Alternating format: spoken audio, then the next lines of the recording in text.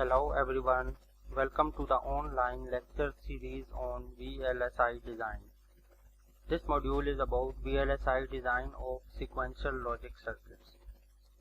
So far we have done an ample discussion on various logic styles and techniques to design combinational circuits. In the next few videos we shall address the design of sequential circuits. This video is the first part in our discussion and starts with an introduction to sequential circuits. This is followed by definition of various timing matrices for sequential circuits. Next, a number of broad classifications shall be presented for memory elements. And then in the final part of this video, as well as in the next couple of videos, we shall focus on the design of static and dynamic latches and flip-flops. So let's start. What is a sequential circuit? We have already discussed the combinational or combinatorial circuits and defined them as a class of digital circuits in which the output at any instance of time is only dependent on the current set of inputs available at that time instance. Sequential circuits are another type of circuits in which the output at any time instance depends not only on the current set of inputs but also on the previous inputs. So we can say that a sequential circuit remembers some of the past history of the system. It has memory elements. In contrast, the combinatorial circuits do not have any memory element in them. A very typical and widely used of sequential circuit is a generic finite state machine. It is a system which has a finite set of states and the output at any state is dependent not only the currently available set of inputs but also on the previous state. The construction of FSM is such that it has a combinational logic part which computes the output as well as the next state, and this next state is stored in a state register and it is fed back as a current state to the combinational circuit part along with the new set of inputs. So the output as well as the next state are not only dependent on the current set of input but also on the previous state, and the synchronization of activity of this finite state machine is achieved with the help of a clock signal. Sequential circuits are characterized by a number of timing matrices. These include setup time, hold time, and clock to output delay, also known as the propagation delay of a sequential element. The setup time is the time that the data inputs must be stable before the clock transition, that is the 0 to 1 transition for a positive edge trigger register or a 1 to 0 transition for a negative edge triggered register. This timing diagram shows the timing matrix of a D flip-flop. Here we have a 0 to 1 transition of clock and we take its midpoint. So the setup time is the time at which the input to the flip-flop must be stable before this rising edge of clock, and this is denoted by TSU. Similarly, the hold time is the time after the rising edge of clock at which the input must remain stable. The clock to output delay is defined as the time between the rising edge of clock and the time at which a stable output data is available, and it is denoted by T_C to Q. Given the timing information for the registers and the combinational logic, some system level timing constraints can be derived. Let us define the worst case propagation delay of a combinatorial logic circuit as TP logic and its minimum propagation delay known as the contamination delay. It is defined as TCD logic. Then the minimum clock period that can be achieved in order to properly synchronize the system is given as TCLK. It must be greater than or equal to the sum of clock to output delay of register, the worst case propagation delay of combinational circuit, and the setup time of the register. So let us understand this with the help of an example. Here you can see a scenario of a typical synchronous sequential circuit which contains a register element whose output is given to a combinational circuit which performs computation on it, and the result of the combinational circuit is again given to a next stage register, and all registers in the systems are synchronized by a common clock signal. So we are basically interested to obtain minimum time period between two consecutive rising edges of clock, because we want to make sure that on one rising edge of clock the data moves from the first register, and before the rising edge of next clock cycle the combinational logic circuit must complete its computation, and this data must be available at the input of the next flip-flop or register. So we are interested to compute the minimum time period between two consecutive edges of clock signal, and this time period is given by this relation.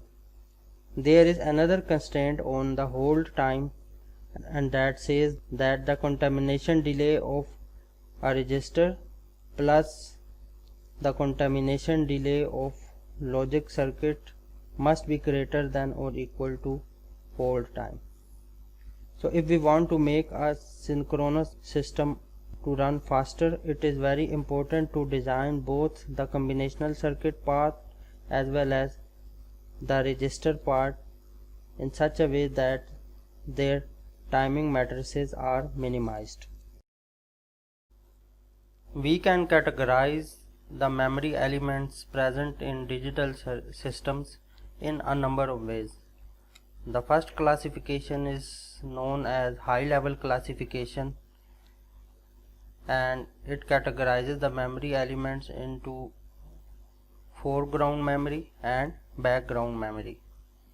Foreground memory is that part of memory which is embedded in the logic. It is organized as individual registers of register banks, flip-flops or latches, etc. Whereas the background memory consists of large amounts of centralized memory core, for example RAM and ROM blocks in the system. An advantage of background memory is that it achieves higher area densities through efficient use of array structure, but it suffers from the speed as well as power dissipation. Foreground memory elements are faster as compared to background memory elements, so we often do a trade-off between the performance and robustness for size. Another classification of memory elements categorizes them into static memory and dynamic memory. And remember, both these memories are a part of volatile memory. It means that the contents of these memories are lost when the power is lost. The static memory stores data permanently as long as power is available. It means that once the memory reaches to a certain, it retains its data as long as the power is available. It has no need of periodically rewriting or refreshing the data into memory. The basic element of this storage is a flip-flop or a gate. Examples of static memory include RAM, punch card, etc. An important characteristic of static memory is that it is built using positive feedback or regeneration mechanism, where the circuit topology consists of intentional connections between the output and the input of a combinational circuit. We will discuss this point in detail later when we will show the construction of static and dynamic latches, and we will see that the static latches or flip-flops are made using a feedback or regeneration. The dynamic memory has a characteristic that the stored data will not remain permanently stored even when the power is available, because the data is stored as charge on capacitors, and like any practical capacitors, the data cannot be stored for an indefinite period of time. The charge on capacitor has to be periodically refreshed in order to prevent it from leaking away. Dynamic memories have high performance and small complexity as compared to static memory. It means that in order to design a circuitry for 1 bit of dynamic memory, the smaller number of circuit elements are required as compared to the 1 bit of static memory. Dynamic RAM and charge coupled device are example of dynamic memory. Third classification of memory elements is in the form of latches and registers. A latch is a level sensitive circuit that passes the input to the output when the clock level is high. Here you can see the timing diagram of a latch. When the clock level is high, the latch is in the transparent mode, and it means that whatever is applied at the input, it becomes available at the output. And when the clock level is low, the input changes are not visible at the output, but the output holds the previous value of input just before the low level of clock. The flip-flop samples the input on the edges of clock. If we have a positive flip-flop, it means that it samples the input on each rising edge of clock. So the input must be stable a setup time period before the rising edge of clock, and once it is sampled till the next rising edge of clock, whatever the changes are available at the input, they are not visible at the output. Here you can see that in the first rising edge of clock the input is 0, so the output becomes 0, and in between the two edges of clock the input changes, but since the flip-flop only samples the input on each rising edge of clock, therefore this input is not available at the output. In the next rising edge of clock, the flip-flop has a high at the input, so the output becomes a logic 1 or high, and this remains high till the next rising edge of clock, and so on. So contrary to the latches, which are level sensitive, the flip-flops are edge sensitive, and an n-bit register is built using n flip-flops that sample the data in parallel. So we can say that a flip-flop is nothing but a 1 bit of register. Now let's discuss the design of static latches. There are multiple approaches to implement static latches, and one of the approach is multiplexer based approach, which involves the use of transmission gate multiplexers. So here you can see the schematic of negative and positive latches implemented using multiplexers. Considering a positive latch, when the level of clock signal is high, the input D is copied to the output Q and the latch is in transparent mode. When the clock level goes to 0, the value of output just before the arrival of this low level is fed back, and this value remains circulating between the output and the input of multiplexer till the high level of clock is reached again. And here you can see the multiplexer implementation using transmission gate. So when the clock is equal to 1, the lower transmission gate conducts and the upper transmission gate goes to cutoff mode, and this copies the input D to Q. And when the clock level is 0, the lower transmission gate is cut off and the upper transmission gate conducts, and this value of Q is fed back and keeps on circulating till the high level of clock is reached again.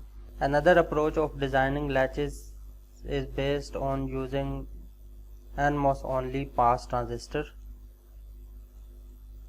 And here we have a schematic of a latch implemented using NMOS.